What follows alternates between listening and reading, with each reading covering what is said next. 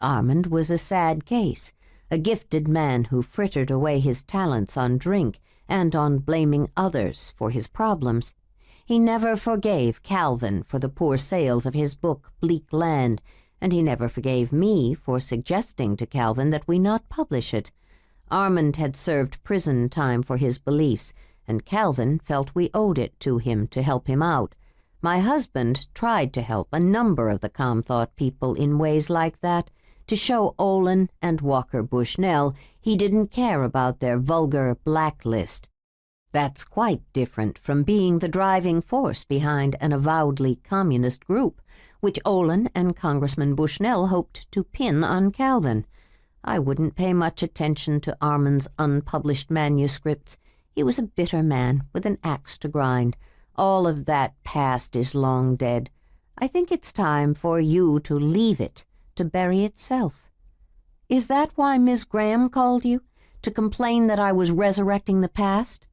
Renee paused briefly. I don't know which of the two of you is more intrusive. She wanted to inquire after Calvin's health, as if I didn't know how to care for him. An impertinence I wouldn't have received if you hadn't first invaded my privacy in New Solway and then discussed Mr. Bayard with Geraldine.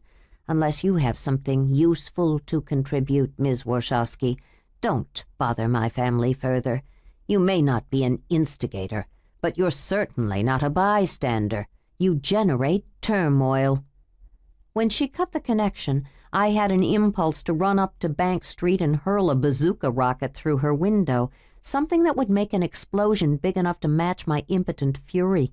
Instead, I stomped over to Michigan and flagged a taxi to my car, where I found yet another ticket. One more and I'd get booted. I kicked a piece of concrete savagely enough to hurt my toes. Damn it all anyway.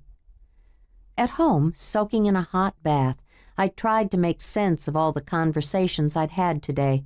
Taverner's secret was about sex, the complicated relations among Calvin and Geraldine, Mackenzie Graham and Laura Drummond. But it was also about money.